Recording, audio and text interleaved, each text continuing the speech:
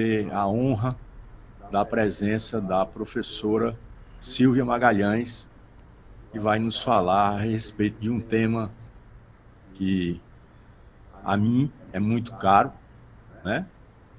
Que é a anemia no idoso. Eu tive a grande honra e satisfação de ser contemporâneo da professora Silvia Magalhães no milênio passado, quando nós éramos estudantes da graduação aqui da medicina.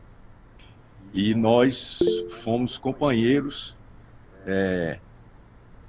de convívio com um grande personagem aqui da Faculdade de Medicina, que infelizmente é pouco lembrado, que é o magnífico professor Célio Brasil Girão, que naquela época havia uma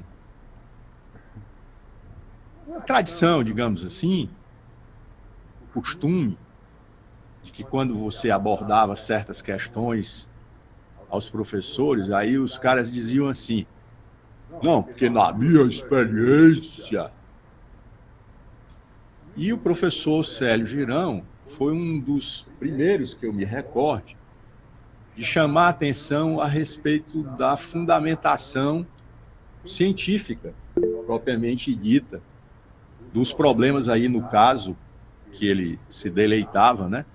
Que era a assim chamada medicina interna. Logo na sequência da sua graduação, a professora Silvia Magalhães se vinculou ao mestrado aqui mesmo, no que hoje chamamos de ciências médicas, aonde ela trabalhou com o professor Murilo Martins, exatamente na questão da caracterização da síndrome mielodisplásica. E foi assim que, na sequência, a professora Silvia Magalhães depois completou a sua formação na Universidade de Campinas e acabou formando um repertório importante, se não me engano, 12 mestres e 3, 4 doutores, e abriu exatamente essa linha de investigação e acabou contaminando também a cabeça do nosso, não só a cabeça, mas o coração do nosso querido professor Ronald Feitosa. E às custas disso, a professora Silvia ganhou uma merecida proeminência dentro do cenário da hematologia brasileira, a ponto de se tornar presidente da Sociedade Brasileira de Hematologia, e inclusive também com atuação internacional. Então, nesse sentido, professora Silvia, é uma grande satisfação contar com a sua presença aqui e que depois, inclusive, a semelhança das outras atividades nossa, acabará sendo ampliada mediante o uso do YouTube no TEDx, e com isso ampliando as nossas divulgação, né, do PPGCM. Eu queria só lembrar aí aos presentes haver 2 cartazes aí do lado, aonde vocês, por obséquio, possam, com o celular de vocês, registrar a presença aqui. Do mesmo jeito, solicitamos àqueles que estão nos assistindo por meio do Google Meet, que o nosso querido Eduardo, mais uma vez, nos auxilia, que vocês deixem devidamente anotado a presença, a participação de vocês aí na caixinha do Google Meet, ok? Professora Silvia?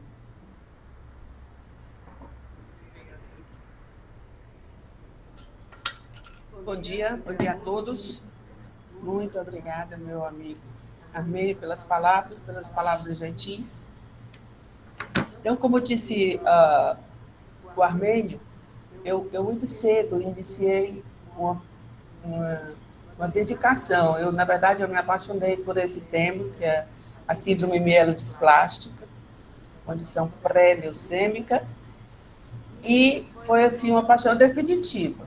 E era numa época, bastante tempo atrás, era numa época que ninguém queria saber, porque era sempre uma doença muito complicada, com interface com muitas outras doenças, não tinha marcador diagnóstico, e as pessoas disseram, é muito complicado, e para completar, se você conseguisse dar o diagnóstico, não tinha tratamento. Então, esse era o cenário naquela época. A principal manifestação clínica da síndrome mielodisplastica, que foi o assunto do meu mestrado e depois do meu doutorado, a principal manifestação é a anemia no idoso. Então, há uns 4 anos atrás, eu tive essa brilhante ideia, por que eu não abro aqui na universidade um ambulatório de anemia do idoso, para fazer busca ativa. Na verdade, a minha ideia inicial era fazer busca ativa dos pacientes com síndrome mielodisplastica, que é considerada a doença oncohematológica mais frequente no indivíduo idoso, na verdade. E foi, assim, uma experiência muito, muito gratificante, né? Já passaram por lá vários estudantes, vários pós-graduandos, e nós estamos lá aqui todas as segundas-feiras pela manhã.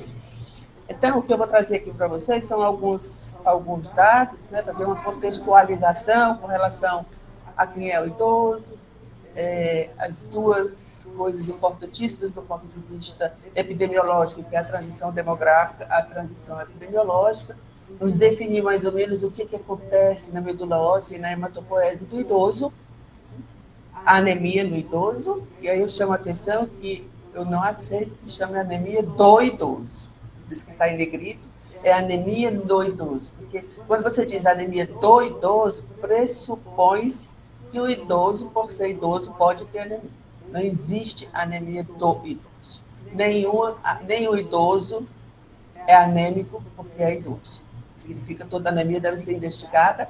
Diagnóstico diferencial, foi aí que a gente criou esse projeto de extensão. Eu vou mostrar a vocês alguns. Nós criamos um protocolo, um algoritmo de investigação muito simplificado, que acabou se tornando muito útil, e depois, finalmente, é claro, 2 ou 3 causas, porque esse ambulatório é rico em causas. Muito divertido. Conseguiu passar? Porque aqui não funciona. Tente agora.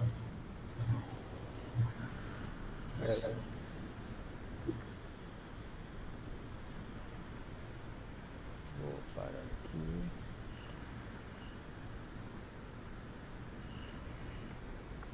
Pronto, tente agora. Pronto. Então, acho que esse é o primeiro. Vocês percebam a diferença, né? Eu acho que os mais jovens, eu não sei nem se os mais jovens se lembram desse símbolo que representava o idoso, né? O idoso, definido como uma pessoa que tem mais de 60 anos, era essa pessoa encurvada, de bengala, muito frágil, né? E isso, tudo que já aconteceu em termos de desenvolvimento, de assistência médica, o idoso não é mais assim. O idoso agora está em pé, né? Então, esse é o símbolo que vocês veem atualmente, né? Para aquelas plaquinhas que a gente encontra de reserva para o idoso. Então, uma palavra sobre a transição demográfica, isso é uma coisa muito interessante. O que aconteceu, ou o que acontece no Brasil, que a gente chama de transição demográfica, é uma coisa que é absolutamente inédita no mundo. Nenhum outro país sofreu esse processo com tanta velocidade como no Brasil. Então, vocês vejam, nesse período, entre 2012 e 2021, a nossa população de idosos passou de 11,3 para 14,7, e o último censo do IBGE já fala em 15,1. É muita coisa, né? É uma revolução demográfica. Olha o que era a nossa pirâmide etária. Aqui embaixo estão representados os mais jovens, os adultos, e no topo da pirâmide os mais idosos. Olha o que é que aconteceu de 1950 para cá, né? Houve uma completa perda do formato piramidal, estreitamento da base, menos jovens, mais idosos, e vocês vejam que a parte mais larga da pirâmide é de indivíduos adultos jovens. Isso se chama bônus demográfico. O que isso significa? Nós estamos num período muito especial em que a maior parte da nossa população é economicamente ativa, né? Isso se chama bônus demográfico. Para vocês verem que acabou esse formato de pirâmide, porque agora nós temos um envelhecimento populacional muito grande. Expectativa de vida, esse é dados do IBGE agora de 2022, que é o último que eles liberaram. Expectativa de vida 75,5 anos, né, com 79 para as mulheres e 72 para os homens. É muita coisa, né? E existe um fenômeno muito interessante, assim, a gente sempre apresenta dados, a gente já fez até um levantamento nacional em 2010, com 12 centros nacionais, e a gente apresentou isso fora, todo mundo fica assim, mas por que vocês têm tantas mulheres? Não, porque no mundo todo a doença é mais comum dos homens e vocês têm tantas mulheres. E, na verdade, é exatamente isso, é a feminilização da velhice, que é mais mulheres nessa última faixa etária, que é a coisa que é característica da nossa população, que se deve, sobretudo, à mortalidade maior entre os homens. Então, as mulheres são, portanto, aquelas que usam mais, ou talvez até mais precocemente, né, os serviços de saúde. Além dessa transição demográfica, que mostra esse envelhecimento muito rápido na nossa população, existe um outro processo que é muito interessante. Antigamente, as pessoas morriam de quê? Principalmente das doenças infecciosas, né? As doenças infecciosas eram a causa mais frequente de morbidade. Agora não é mais. Houve uma transição epidemiológica, aumento das doenças crônicas não transmissíveis, né? Aquelas que são de curso prolongado, comorbidades, muitas comorbidades, maior vulnerabilidade, polifarmácia, no meu ambulatório é muito interessante, a pessoa toma algum remédio, aí alguns puxam a folha, né? Aí me mostra a folha de caderno, frente e verso, o tanto de remédio que toma, né? E outros dizem assim, eu tomo, doutor, aquele redondinho, aquele partido no meio, aquele de 2 cores, aquele que toma em jejum e aquele que é de 20 miligramas. Aí você tem que... É muito interessante, né? Então, na verdade, o que é que acontece foi o predomínio agora de doenças cardiovasculares, neoplásicas e crônico-degenerativas. É um desafio muito grande, né? Não só econômico, mas, sobretudo, de saúde pública. Olha o que diz a Organização Mundial de Saúde. No ano 2050, quer dizer, daqui a 25 anos, o número de novos casos de câncer vai aumentar 77% em relação ao ano 2022. É muito impressionante, né? E eles atribuem isso aqui, rápido crescimento, né, da carga mundial do câncer, que exatamente é o envelhecimento, crescimento populacional e exposição. Tanto que o nosso laboratório, o professor Ronald, anda muito entusiasmado e se dedicando muito aos agrotóxicos e às exposições ocupacionais ou ambientais a esses agentes que são potencialmente ou sabidamente mielotóxicos. Então, tudo isso está envolvido aí no aumento, né, dos novos casos de câncer. O que eu chamo de problema de saúde pública? O problema de saúde pública é uma doença que é muito prevalente, é uma doença que é possível você trabalhar para prevenir e controlar, causa um aumento da morbidade e da mortalidade e, obviamente, tem um impacto enorme, né, nos custos da saúde pública. Olha, em 2005, a Sociedade Americana de Hematologia, que é a maior sociedade de hematologia do mundo, né, ela já alertou todo mundo, anemia no idoso, problema motriz, na verdade, de saúde pública para nós hematologistas, né? E, aliás, eu até defendo, sabe, que, como vocês vão ver, a anemia no idoso tem que passar primeiro pela atenção primária ou por um bom clínico, certamente, né? Porque só 30%, na verdade, vai ser necessária uma atenção especializada, né, na hematologia. Olha aqui, o que é que eu tenho aqui? O percentual de pessoas que são anêmicas de acordo com a idade e o sexo. É interessante. Olha, as mulheres estão aqui em cinza, certo? Então, está aqui desde o início da vida até os 85 anos. O que acontece? Primeiro, que a porcentagem de pessoas com anemia é crescente. Segundo, vocês observem, até mais ou menos a idade dos 60 anos, as mulheres têm mais anemia do que os homens. O que acontece a partir dos 60 anos? Os homens passam a ter mais anemia do que as mulheres. Claro que aí está incluída a história da vida sexual, da vida, capacidade produtiva, as mulheres em idade de procriação influem, mas é interessante que no idoso ela é mais frequente nos homens, em algumas populações, assim, até os 80 anos, mais frequente nos pacientes hospitalizados do que do que os ambulatoriais. E, na verdade, a gente acredita que é subestimado. Porque eu vejo muito, assim, o que acontece? A pessoa vai ficando mais velha, aí vai ficando mais molinha, vai ficando mais quieta, e as pessoas dizem assim, não, é porque está ficando velha. Então, assim, existe como eu disse aqui, uma frequência subestimada. Eu acredito muitas vezes a anemia é descoberta por ocasião da investigação de qualquer outro problema, né?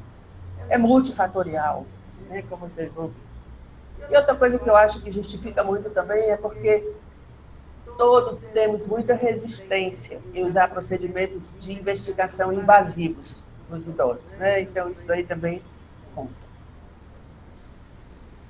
Vocês devem estar se perguntando por que o indivíduo idoso tem mais anemia, né? Então, vou começar aqui com dois conceitos. O conceito de hematopoese, que é proliferação e diferenciação de todas as nossas células do sangue, né? Quando se faz um hemograma, todas aquelas células que estão circulando ali, elas são provenientes da medula óssea, onde acontece a hematopoese.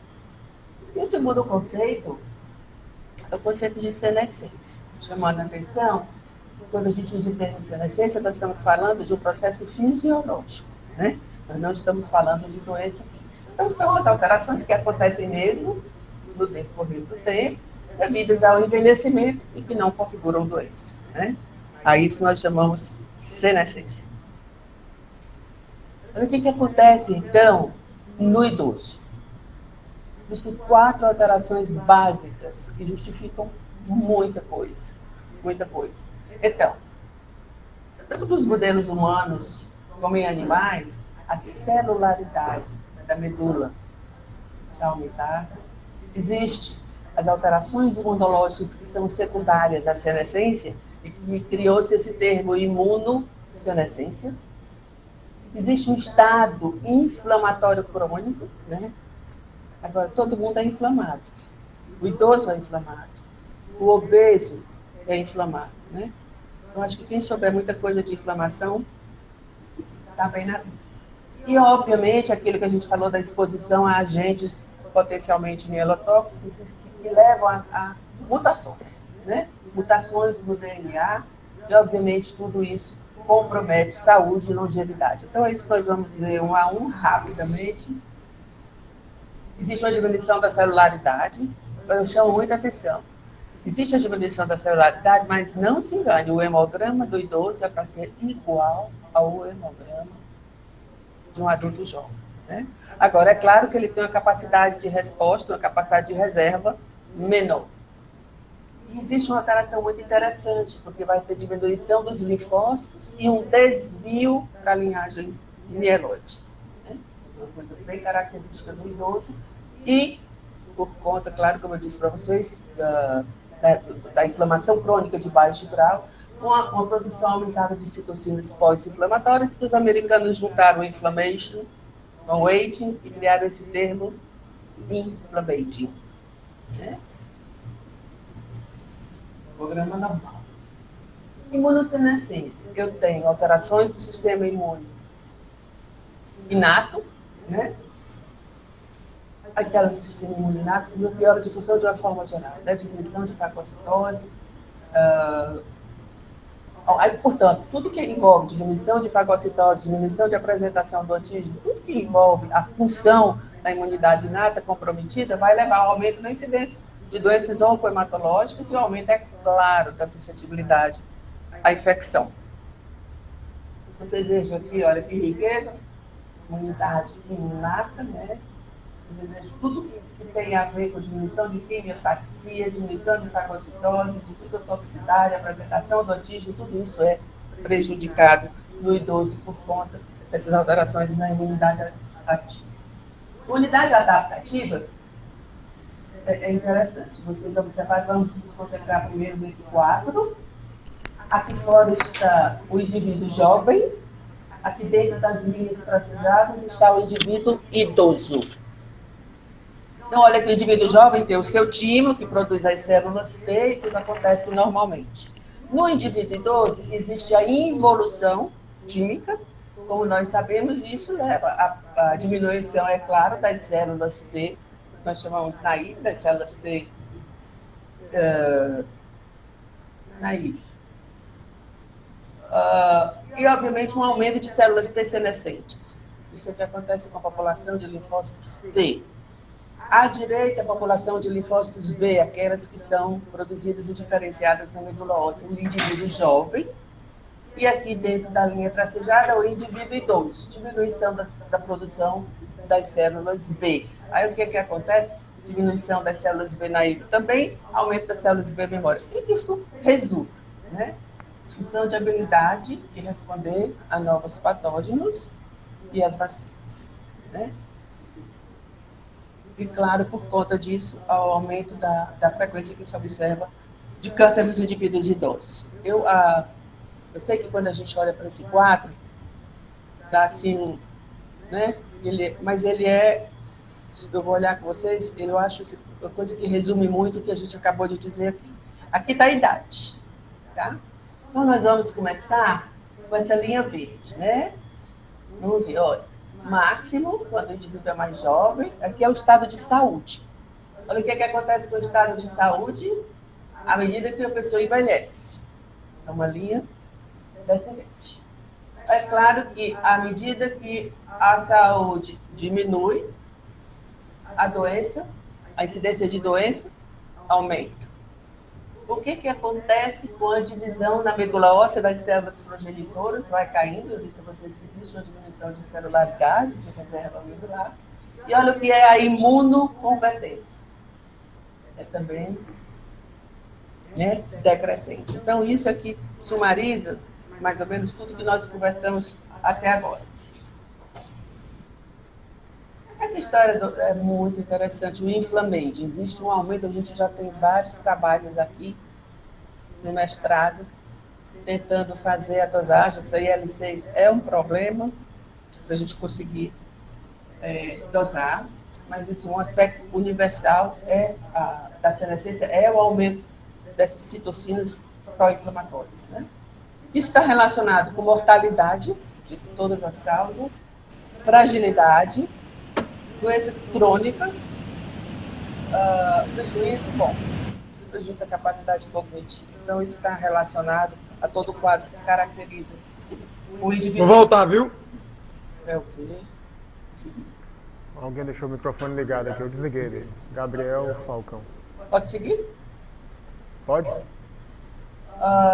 Então, aqui vocês observam aqui no centro da imagem, processo inflamatório. E aqui vocês vejam o que se observa. Existe uma alteração importante no metabolismo do ferro, secundária a essas citocinas inflamatórias, tanto que é o que a gente chama anemia de doença crônica, tanto que a gente, como não tem condição de dosar as citocinas para dar o diagnóstico de anemia da doença crônica, o que a gente faz? A gente usa as alterações no metabolismo do ferro induzidas por essas citocinas. Veja aqui aquelas alterações da medula óssea com desvio para a série mieloide, se relaciona também. À medida que a pessoa envelhece, a celularidade vai diminuindo, e o que é que diz a celularidade da medula óssea? É a proporção de células hematopoéticas com gordura. Então, à medida que a pessoa envelhece, vai aumentando o percentual de gordura e diminuindo o percentual de células hematopoéticas. E o tecido adiposo hoje é considerado uma glândula, né? Produz muitas citocinas pró-inflamatórias. E, claro, aqui o risco das mutações, que é o que nós vamos discutir a seguir. Em 2014, foram 3 publicações em revistas assim, de grande impacto. Nature, saber a terceira. New England, tem uma terceira. Todos em 2014, todos falando sobre a mesma coisa. Pessoas idosas sem doença hematológica apresentam hematopoese clonal. Uma mutação, desse tipo de mutação que acontece mais nas leucemias, sem ter qualquer doença. Isso foi assim, é como se fosse parte do envelhecimento, é intrínseco ao envelhecimento você desenvolver alguma mutação. É claro que quem tem mutação, nós vamos ver, tem mais chance de desenvolver uma neoplasia. Então, a isso se chamou CHIP, né? Vocês vão ver muito, esse acrônimo é a hematopoese clonal, de significado indeterminado. Veja só, esse aqui é um dos artigos, está aqui aquele do New England, que eu falei há pouco, vocês vejam aqui 30 anos, 80 anos, olha o que é a hematopoese clonal.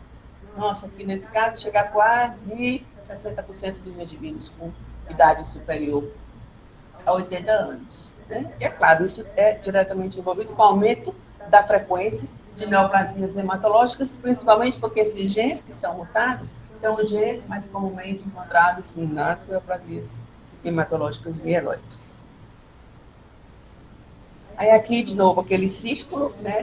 Ao centro, a hematopoese clonal, relacionada diretamente com a inflamação, relacionada com a anemia e relacionada com doença aterosclerótica. Né? Existe um aumento significativo de doença aterosclerótica, principalmente quando determinados genes são mutados, mas isso é uma coisa que já está bastante estabelecida. É claro, uma vez que a pessoa tem uma mutação daquelas que são comuns nas leucemias, ela já caminhou um passo na direção, né, do desenvolvimento, e é claro que o aumento do estresse oxidativo é uma das coisas que concorre para a evolução clonal. Eu coloquei apenas um dos artigos, que existem vários, de 2014 para cá, foi assim, um boom, todo mundo querendo estudar, né, o CHIP, e aí já tem uma série de revisões sistemáticas e meta-análises mostrando assim, com que se associa, né, a hematopoese clonal, várias condições, né? Várias condições. Essa é uma meta-análise de 2022. Aqui todo mundo quer saber o que eu faço. O que eu faço para evitar tudo isso, né? Então, eu achei esse trabalho muito, muito interessante, né? Ele é de 2018 e como é que eu posso retardar ou reverter o meu relógio imune, biológico, né? Aí existem algumas considerações que são feitas. Estratégias de intervenção. Atividade física. A Organização Mundial de Saúde diz que a gente tem que fazer pelo menos 150 minutos de atividade aeróbica por semana. Restrição calórica. Vamos já entrar nesse ponto. Teve uma época, não sei quantos anos faz, que mostraram que os ratinhos com restrição calórica se davam melhor. Isso já tem uns 20 anos, talvez. Nutrição, existe muita coisa sobre nutrição, com muito foco em vitamina D e magnésio. E intervenções farmacológicas, que me chamou muita atenção, sobretudo das estatinas e da metformina, com o efeito, isso é uma coisa muito preliminar, com um efeito positivo no sistema imune. Okinawa. Okinawa é uma ilha conhecida do sul do Japão, porque é onde tem mais pessoas idosas do planeta. São 34 centenários para cada 100 mil pessoas. É muita coisa, né? Então, eles chamam Paraíso dos Imortais. Eles têm menos chances de doença, claro, de doença cardiovascular, menos câncer, menos demência do que os americanos, e as mulheres desse lugar vivem mais do que em qualquer outro lugar do planeta, né? Então, isso é citado sempre como a contribuição de uma restrição calórica para a longevidade. É uma das teorias. Aí, é claro, trouxe aqui para vocês algumas sugestões de leitura, né? A vitamina D tem um papel muito importante na imunocompetência, mas ainda existe muita polêmica com relação ao nível sérico ideal de vitamina D, muita polêmica com relação a quando repor a vitamina D e como, né? Ainda existe muita controvérsia. E o magnésio está considerado, hoje existe alguns marcos do envelhecimento. O magnésio hoje é incluído como um marco do envelhecimento. Aí a pergunta que sempre vem é qual é o nível de hemoglobina? A anemia é sempre definida pelo teor de hemoglobina, pela dosagem de hemoglobina. Qual é o nível ideal de hemoglobina do idoso para eu diagnosticar anemia? Aqui diz a Organização Mundial de Saúde: 12 para as mulheres, 13 para os homens. Quem tiver menor do que 12 tem anemia, os homens tiver menor que 13 tem anemia. Só que preste atenção qual foi a data da realização do estudo que deu origem a esses números. 1961. Então, criou-se uma polêmica muito grande. Esse estudo é muito antigo, esse estudo não foi desenhado para responder essa pergunta, né? Então, o que aconteceu depois? Existem dois grandes bancos de dados americanos, né? Eles juntaram esses dois grandes bancos de dados. Olha a conclusão que eles chegaram: 13,12, 12,12. Então, eles confirmam, né, esses dados que a gente tem desde 1968, 12 para as mulheres, 13 para os homens. Agora, a anemia aqui só a partir dos 60 anos, né? Então, vocês vejam as mulheres e os homens, né? Com aquilo que eu disse, os homens têm mais anemia do que as mulheres e essa proporção é crescente com a idade. As pessoas gostam muito, existe uma tendência nossa, é aquilo que eu falei anteriormente, existe uma tendência nossa de acreditar que a anemia é parte do processo. Ele está assim porque ele é velhinho. Não existe isso, né? A anemia não é parte nem consequência da idade. Aí vamos ver aqui agora, juntando um pouco, olha aqui a frequência de anemia com a idade, olha que coisa incrível, né? Aqui, se eu botar a hematopoese clonal, que é mais frequente no idoso, junto com a anemia, nossa, aí já complicou bastante, porque aí, em vez de um passo, já são 2 passos, né? E a frequência das mutações também crescente com a idade. Adoro essa figura. Essa figura máxima. Porque quando eles vêm para nós, é exatamente assim. Você não sabe qual é a anemia ali que é do bem, passível de tratamento, bom prognóstico, você não sabe. Ou quais são aquelas que, né, já tem alguma mutação, já tem uma hematopoese clonal. Então, isso é o que a gente faz no nosso ambulatório, né, tentar identificar e diagnosticar essas anemias.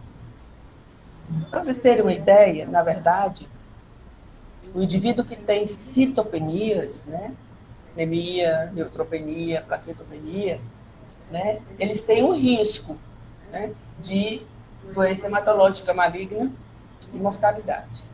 Que tanto de risco? Anemia.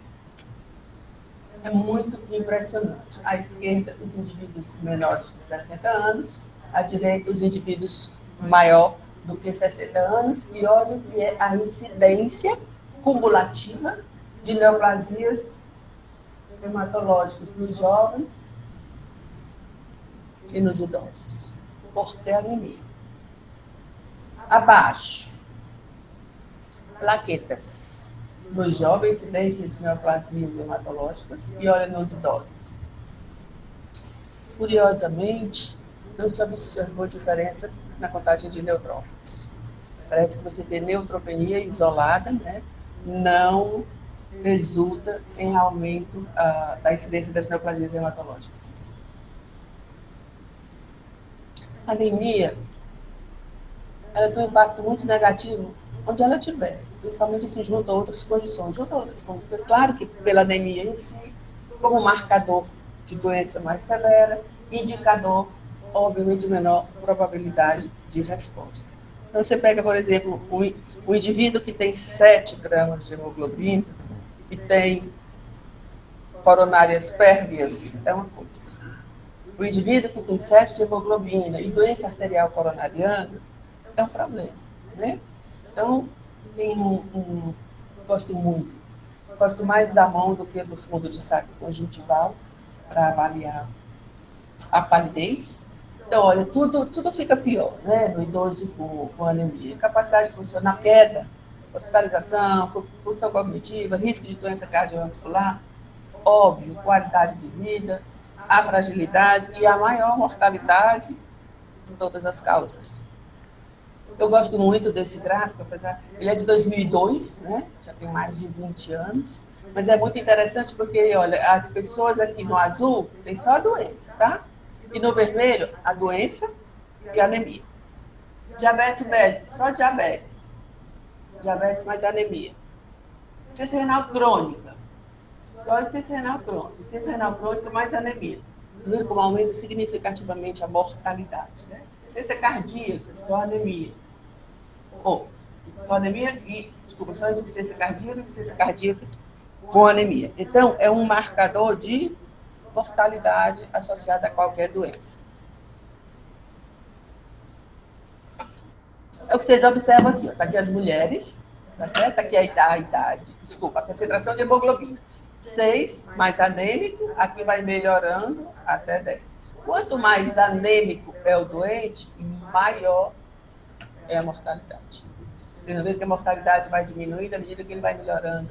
Da anemia, a mesma coisa acontece para os homens. Mais anemia, maior risco de mortalidade, que vai decrescendo, né, à medida que a hemoglobina sobe. Causas de anemia no idoso. Aqui vocês vão convencer vocês que a anemia no idoso precisa necessariamente ou primariamente ser avaliado pela atenção primária ou por um bom clínico, porque olha quais são as causas principais. Anemia ferroprima ou nutricionais, anemia da doença crônica, né?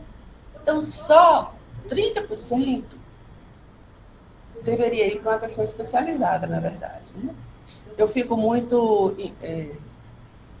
intrigada com essa história da gente lotar o nosso ambulatório, que é um ambulatório de assistência terciária, né? Como vocês sabem, com anemia ferroprima, né? Anemia, bem as mulheres, com anemia hipocrônica microcítica e sangramento uterino anormal, que é que essa paciente está fazendo aqui, né? Ocupando o lugar de um... Enfim. Então, anemia da doença crônica, as anemias nutricionais e aquelas que são clonais, os outros 30%. O que nós temos de mais comum, na verdade, são as anemias da doença crônica, mas nós temos muitas anemias nutricionais também, que a gente investiga, a gente dá o diagnóstico, a gente trata e, em geral, a gente devolve para a atenção primária.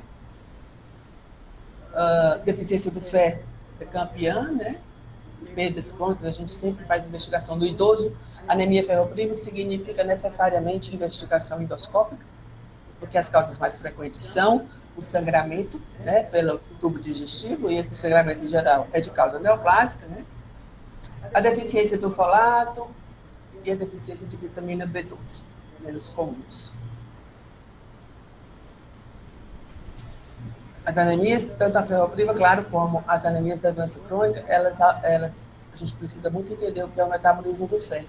É muito interessante, nós absorvemos todo dia mais ou menos de 1 a 2 miligramas de ferro. Nós perdemos todo dia mais ou menos 1 a 2 miligramas de ferro. Então, tá ali, né? O que a gente absorve, o que a gente perde.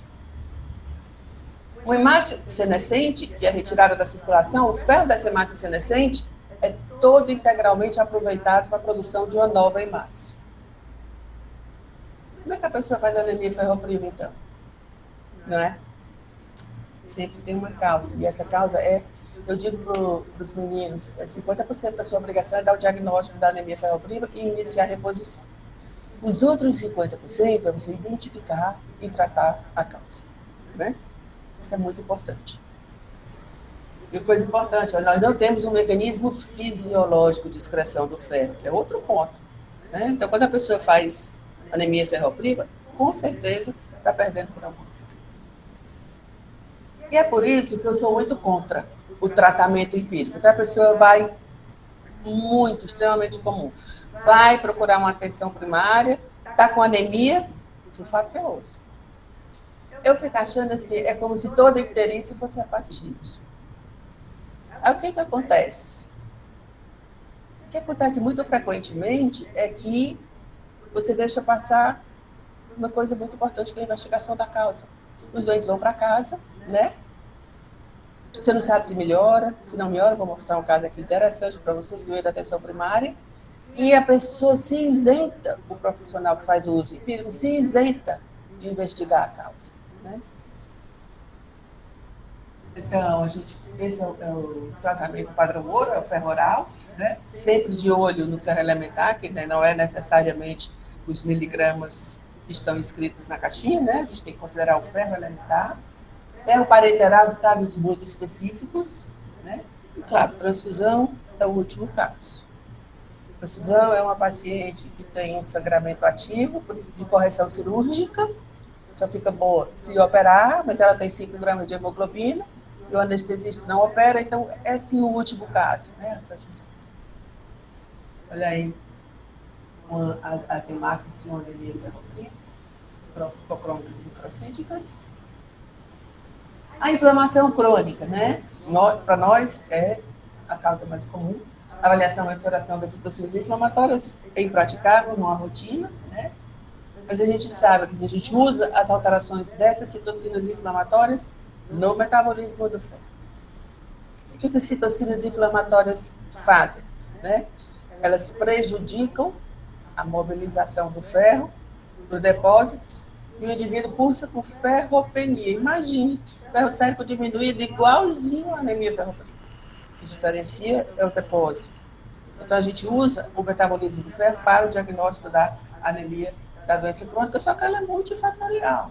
Tem várias outras coisas envolvidas. O aumento da anemia da doença crônica, o aumento das citocinas inflamatórias, alteração do metabolismo do ferro, da hemofagocitose, diminuição da produção de eritropoetina, diminuição da resposta à eritropoetina, então é uma coisa multifatorial. Eu fiz já muito eritropoetina para os doentes idosos com anemia da doença crônica. É claro que tinha indicações muito precisas, assim, não era para todo mundo, mas eu não posso mais fazer porque não é mais dispensado. A eritropoetina não é mais dispensada para a anemia da doença crônica. E eu fiquei muito feliz, porque há uns 3 ou 4 anos saiu um trabalho dizendo que era benéfico, sim, fazer eritropoetina para os pacientes com anemia da doença crônica. Mas hoje a gente não consegue fazer mais. Aí tem aqueles outros 30%, que na maioria dos estudos, eles são só inexplicados. Eu não consegui diagnosticar uma causa nutricional, não consegui diagnosticar anemia da doença crônica, eles são consideradas anemia inexplicável. Aí está na hora da investigação da medula óssea. Agora está na hora da investigação da medula óssea. O exame citológico, que é o mielograma, o exame histológico, que é a biópsia da medula óssea, que são complementares, o cariótipo, que hoje não se faz mais hematologia, há muito tempo não se faz hematologia sem análise citogenética, e atualmente, né, que nós agora estamos fazendo a avaliação molecular, né, o sequenciamento de última geração. Isso é uma coisa assim, muito, muito recente. Eu acho que não tem 6 meses que nós começamos a fazer super Ronald Feitosa. Aí, a gente criou esse ambulatório, é um projeto de extensão, né? Mas já teve mestrandos que passaram por lá e que usaram esse material para análise, para estudo. A gente criou um protocolo. Bases nutricionais, vamos ver o que é. Ferro, folato, B12. Anemia da doença crônica, vamos ver lá. As doenças. as endócrinas, metabólicas, inflamatórias crônicas, infecções virais e autoimunes. Um representante de cada classe, está aqui esse protocolo. Chegou o doente, a anemia, definida 12 e 13, uma anamnese e um exame físico, e o nosso protocolo, que é isso que eu acabei de dizer para vocês. Ferro, B12, folato, hormônio da tireoide, creatinina, sorologias, como direto representante das doenças autoimunes, eles recebem. Deu certo, diagnóstico confirmado, tratamento e acompanhamento. Não tem o diagnóstico ainda, aí eu vou estudar medula óssea, citologia, biópsia, NGS. Então, aí, o doente... Agora, muitas vezes não é fácil, viu? Eu tenho pacientes que ficam em acompanhamento, porque a gente espera que em algum momento a gente consiga diagnosticar. E, na verdade, aqui a minha que a gente chama SMD, a síndrome mielodisplásica, né, que eu coloco aqui, porque, na verdade, desde o começo a gente queria procurar essa doença para tratar. E aí já está submetido, já o tratamento desse, já é um estudo desse ambulatório apresentando esse protocolo. Né? E a gente fica muito felizes, porque só em 16, se eu não me engano, acho que eu tenho esse dado, só em 16% dos casos nós não conseguimos dar um diagnóstico. É um número muito bom, nós ficamos muito satisfeitos. Porque são dados de lá, olha o tanto de comorbidade, presença de comorbidades, olha só. Yes. Né? Aqui as anemias mais discretas, a moderada, a severa e a muito severa. Mas olha quanto paciente que tem comorbidades, né? Elas são, vocês que a pessoa tem múltiplas comorbidades, quando isso é definido acima de 3 comorbidades. Mas todos eles têm pelo menos hipertensão arterial, diabetes e hipercolesterolemia. Isso é a tríade clássica. A faixa etária está todo desconfigurado. Aqui, na verdade, a maioria dos pacientes são até 80 anos, né? Nós temos aqui representantes dos acima de 100 anos, 2 pacientes. É claro que os sexos, né, são muito mais comuns no sexo feminino do que no sexo masculino. Entendeu? 50 minutos? Não? Não estou terminando. Eu quero só terminar na hora. O grau de anemia, então. No nosso caso, que as causas mais comuns foram a anemia da doença crônica, a anemia da doença crônica, em geral, é uma anemia leve. De leve a moderada, ela nunca é uma anemia assim, importante. Nunca é uma anemia sintomática. Né? E aí fica aquele problema, que é o tratamento da anemia da doença crônica, é o tratamento da doença crônica.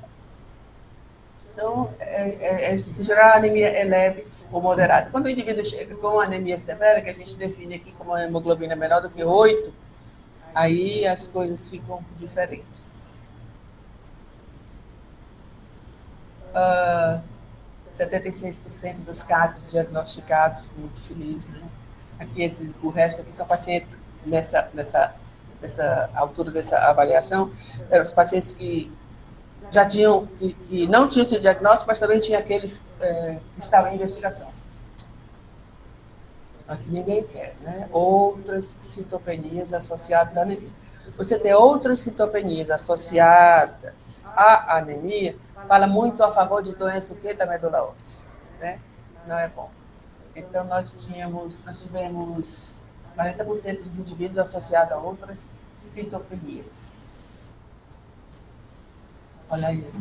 Eu mesmo bato palma para mim. Né? A gente teve 16% dos pacientes, apenas 16% ficaram com esse rótulo de anemia não explicada. E a gente continua seguindo, né?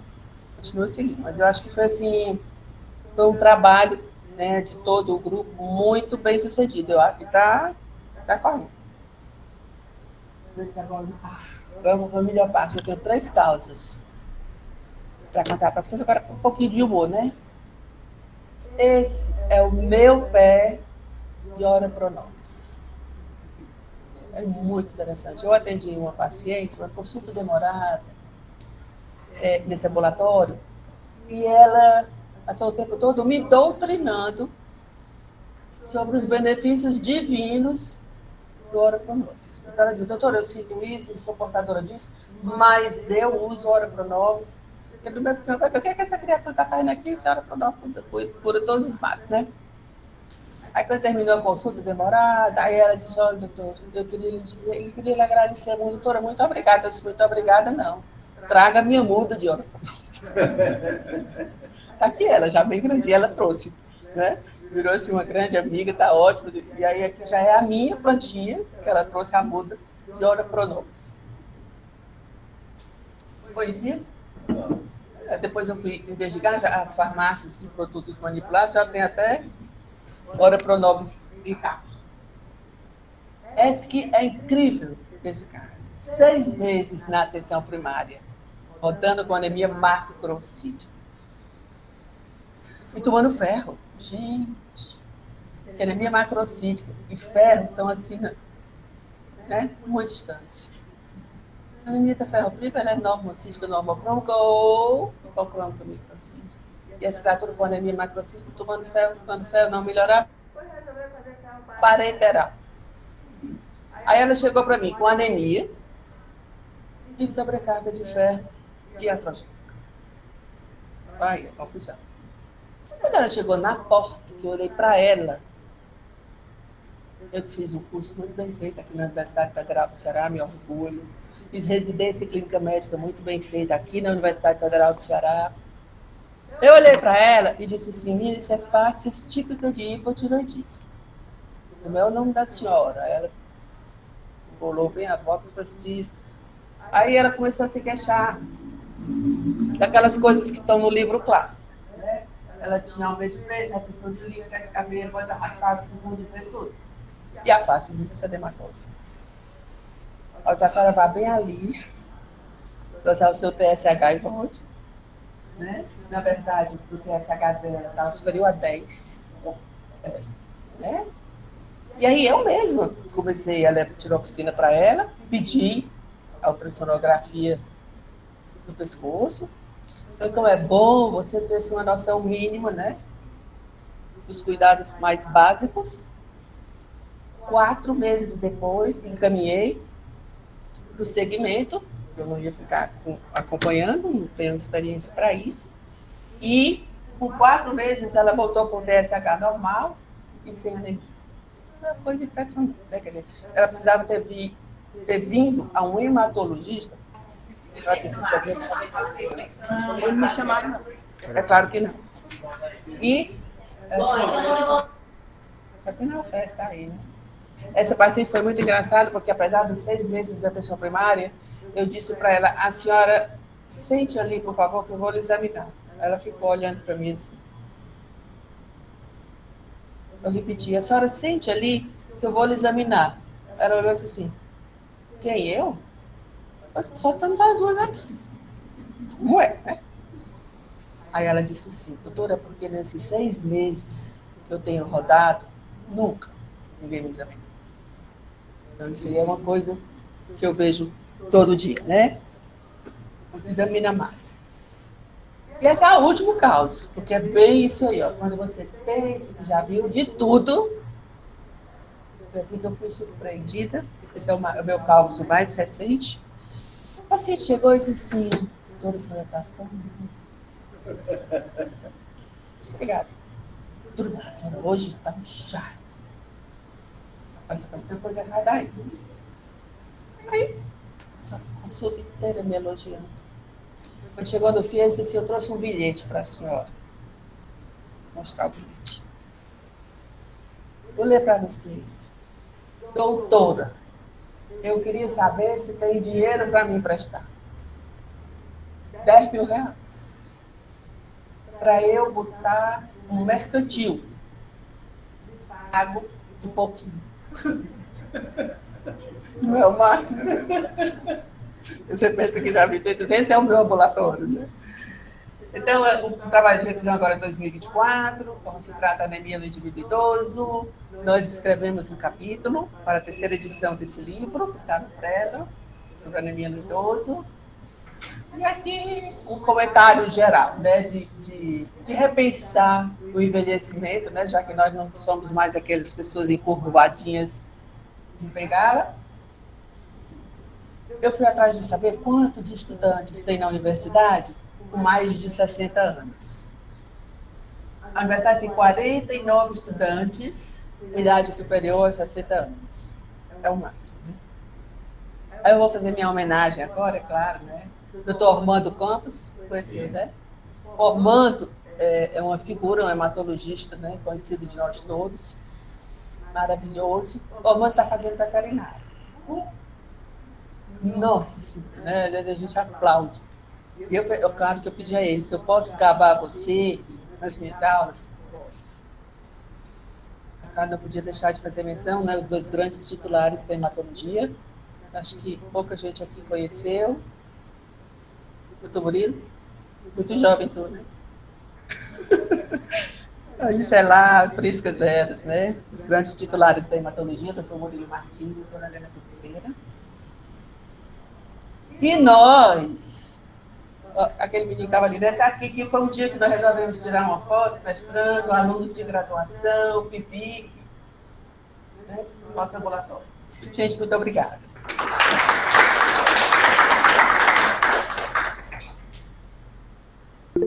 Leite. Graças a Deus. Você vai abrir?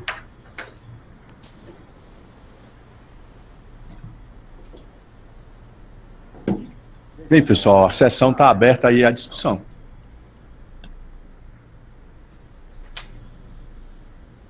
Pergunta? Pois não.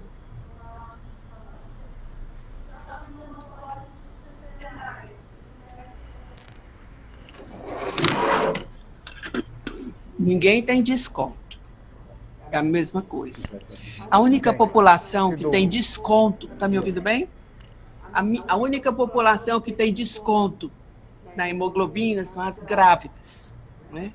As grávidas, para você dar o diagnóstico das grávidas, você usa um 11,6. É normal para uma grávida. Idoso não tem desconto. É 12 para as mulheres, 13 para os homens. Ah, da Okinawa? Eita, não sei. Não sei. A área de... Ah, ótimo. Ótimo. O que é que você achou da recomendação?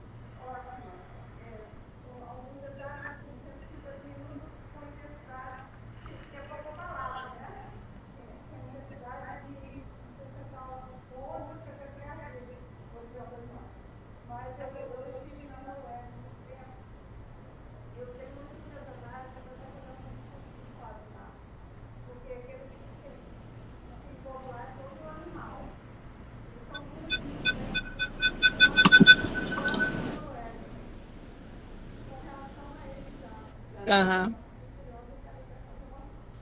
Interessante, é. Flávio. Flávio Sidou, por favor. Sua pergunta. Bom dia a todos.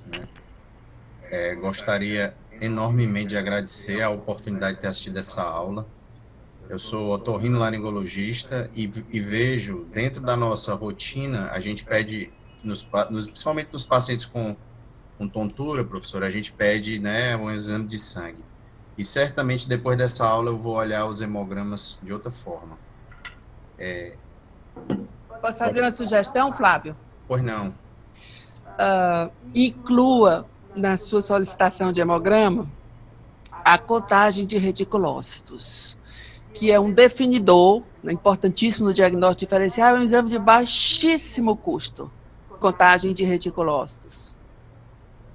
É uma sugestão que eu sempre faço, e agora que você vai avaliar com outros olhos seus pacientes, eu gostei muito de lhe ouvir. Professora, a minha pergunta é o seguinte, eu gostaria que a senhora pudesse falar um pequeno resumo da associação, tanto da anemia na ICC do idoso, quanto o que a ICC pode repercutir na anemia. Muito obrigado, viu?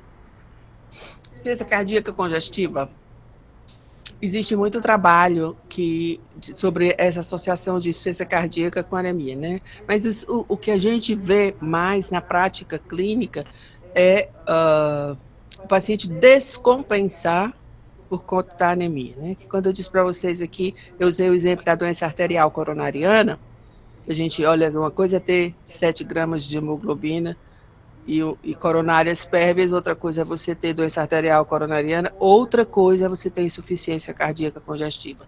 É um paciente que a gente tem que olhar com outro cuidado. Nós vimos recentemente um paciente com acho que uns 6 gramas de hemoglobina, ou 7, que eu não transfundiria, né?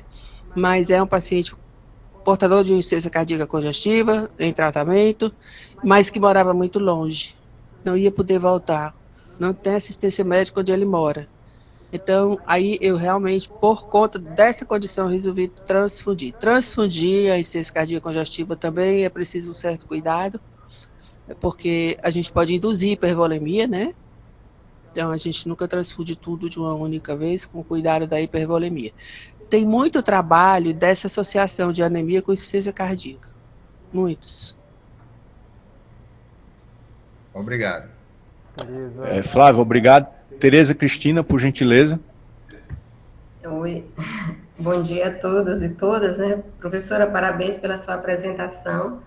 Eu sou nefrologista e é muito importante para a gente que as pessoas passem a ter um olhar diferenciado sobre a anemia, né? Porque os pacientes, eles são negligenciados no nosso contexto de Nordeste, de estado pobre, todo mundo acha que a anemia é verminose, e haja tratar verminose e repor ferro, verminose e repor ferro, sem se preocupar que essa anemia pode ser secundária a uma doença grave, como é a doença renal. Então, eu fico muito contente que a senhora chame a atenção, que todo mundo que esteja aí assistindo passe a considerar a anemia como uma coisa que não é banal, que ela precisa ser investigada, né? E infelizmente, as pessoas não prestam a mínima atenção, como a senhora falou, um conceito básico de anemia ferropriva, que é microcítica e hipocrômica, e vai tratar com reposição de ferro uma anemia macrocítica, né? Então, parabéns e obrigado pela oportunidade que a gente saia de hoje dessa aula, lembrando que a anemia não necessariamente é verminose e que ela precisa ser investigada sempre. Nos idosos, principalmente, a gente tem um componente de doença renal, né? Da diminuição de função renal fisiológica, que vai com certeza complicar ainda mais esses pacientes. Obrigada, Tereza Cristina. Eu agora lembrei, antes de nós termos o ambulatório de anemia no idoso, que funciona às segundas pela manhã, eu lembro que eu estava no ambulatório uma vez, já era assim, último paciente, 5 horas da tarde, motivo do encaminhamento, anemia. Ela sentou e nós começamos a conversar e eu comecei a sentir assim um cheiro desagradável. Aí não caiu a ficha imediatamente não, sabe? Demorou um pouco. Eu disse assim, gente, isso é um hálito urêmico? Aí fui ligar para o laboratório aqui do HU, se eles podiam liberar de urgência uma creatinina para mim. Ela estava com a creatinina, não me lembro se era 6 ou 8, hiperpotassemia. Motivo do encaminhamento, anemia. Aí imagina isso, fim de tarde, começo de noite, consegui, nossa. Então, e nem precisava desse exagero todo, chegar a ter hálito urêmico, né, para pensar no assunto.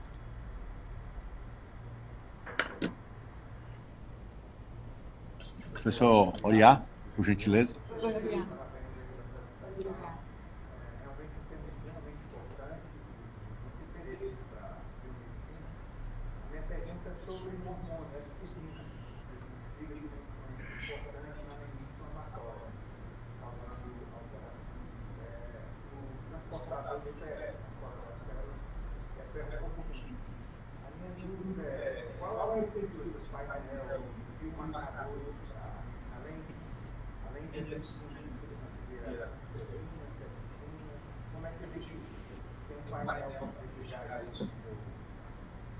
A gente não tem, Oriá, até agora, um método diagnóstico, a não ser no âmbito da pesquisa, para dosar hepcidina. Não tem. O que é que a gente faz na prática? diária. O ferro, que sozinho não dá o diagnóstico, a gente já viu, né? O principal diagnóstico diferencial na atenção primária é ferroprima versus anemia da doença crônica. É o principal diagnóstico diferencial. E aquilo, por exemplo, que eu digo aos alunos da graduação, que eu gostaria que eles saíssem sabendo. Né? Aí a gente faz o ferro, o que a gente chama de capacidade ferropéxica, que vem a avaliação da transferrina, índice de saturação, etc., e a ferritina. A ferritina não é o padrão ouro para avaliação de depósitos de ferro, o padrão ouro é o ferro medular, mas imagine se nós vamos fazer mielo em todo mundo. Então, mas existe uma correlação muito boa entre a ferritina e o ferro medular. Então, a gente trabalha basicamente com ferro e depósito. Ferro e depósito. É o que a gente faz. E é claro que a gente usa marcadores inflamatórios, né? Porque, por exemplo, uma anemia que é normocrômica, normocítica, ela pode ser anemia da doença crônica, ela pode ser ferroprima, né?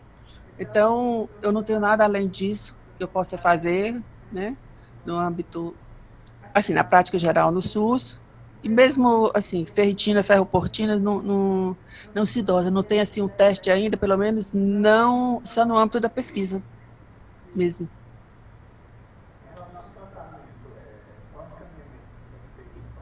Para quem?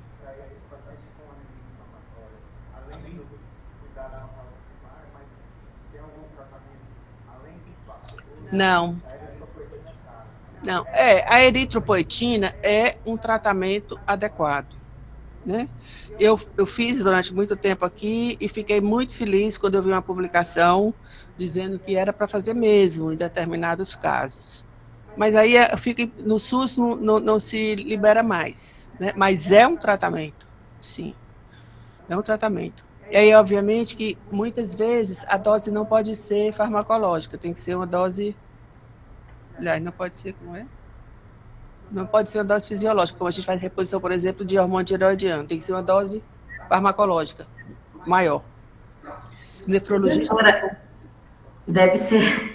Deve ser porque é tanto renal crônico, uma epidemia tão grande, com necessidade tão grande de eritropoetina, que teve que limitar o uso para outros pacientes, né? Porque vive, inclusive, faltando para os nossos pacientes que dependem muito disso, e que isso é tão importante no sentido de não faltar para eles, porque a necessidade de transfusão atrapalha um transplante futuro, né?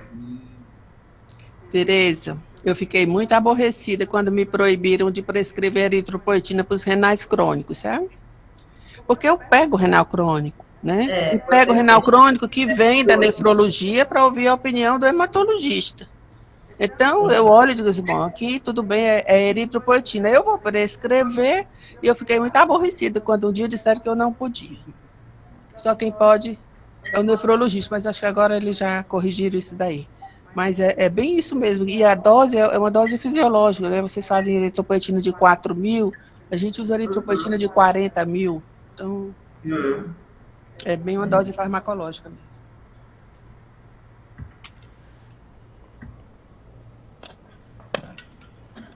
Teria mais alguma pergunta aí?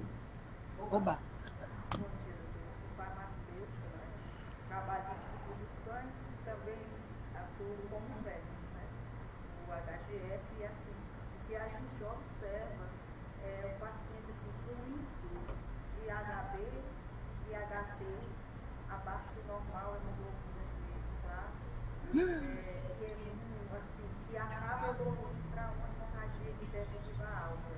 É o contrário, né? Ele tem a hemorragia digestiva e depois faz a anemia, né? Exatamente. Isso quer dizer, o que que a gente se pergunta hoje, essa população com a hemoglobina abaixo de seus valores, abaixo de 7, quer dizer, e transfunde e não tem, assim, uma resposta terapêutica, por muitas vezes. Olha, aí tem várias coisas que a gente tem que considerar. Primeiro é a indicação da transfusão. Indicação de transfusão é sempre a última opção, né? No seu caso, por exemplo, é muito nítido. O paciente tinha uma perda, né, pelo trato gastrointestinal e uma anemia secundária a essa perda. É claro que ele com 4 gramas de hemoglobina e continuando perdendo, a indicação da transfusão é formal. Mas, me diga uma coisa, aí o que é que você faz? Enquanto você não parar o sangramento, ele não melhora da anemia, né? Aí o problema é porque às vezes você manda para lá e ele diz, eu não opero enquanto não fica boa da anemia, e ela não fica boa enquanto não operar, como é, né? Mas eu acho que é muito importante você pensar nas causas, é muito importante, muito, porque você tem que tratar a causa.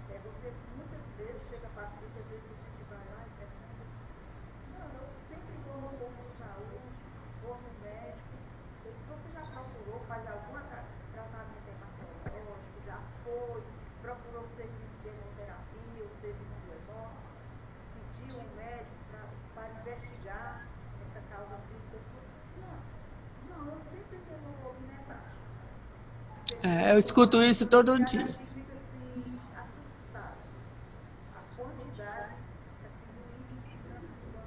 Incrível, né? Transfusão desnecessária, muitas vezes, né? Muitas vezes desnecessária.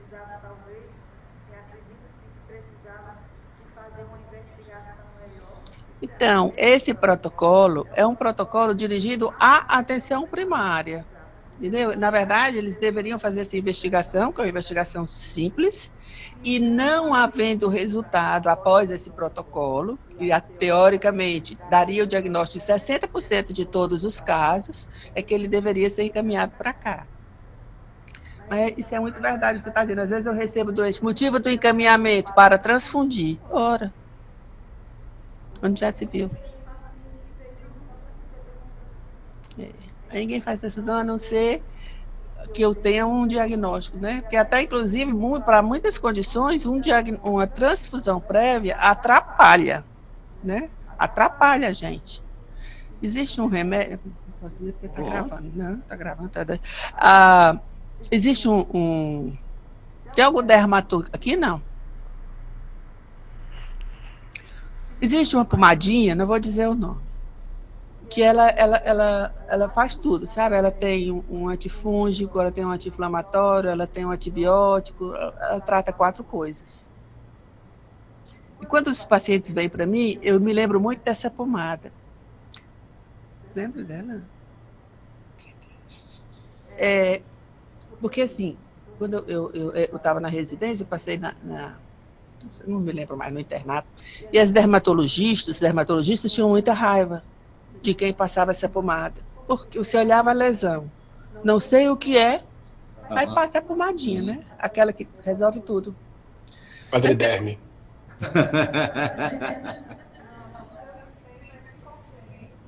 Mas eu não ia dizer não, mas quem disse foi tu, viu? É bem isso aí mesmo. Aí, já que ele disse, né, não fui eu, aí eu dizia assim, menina, aqui na hematologista também tem um quadriderme. Né? Porque assim, a pessoa faz ferro, tá com anemia, aí a pessoa faz tudo empírico. Faz ferro, não melhora. Faz folato, não melhora. Faz B12, não melhora. Transfunde. Quando tá tudo assim, bem misturado, aí manda para cá. É o quadriderme da hematologia. Ferro, folato, B12, transfusão. Quando tá tudo misturado, é igual o dermato. Muito bom. Você descaracteriza a lesão, o doente não fica bom e você manda para o dermato. Exatamente. Bom, pessoal, só agradecer a presença de vocês, tanto literalmente da forma física, como também aí via internet, e agradecer a professora Silvia pela brilhante exposição, e assim, muito legal de ver como uma singela, né, aparentemente singela, iniciativa acaba tendo um impacto muito grande, e parabenizar pelo o impacto que você está tendo com esse seu ambulatório na solução desses problemas aí. Então é um negócio muito interessante.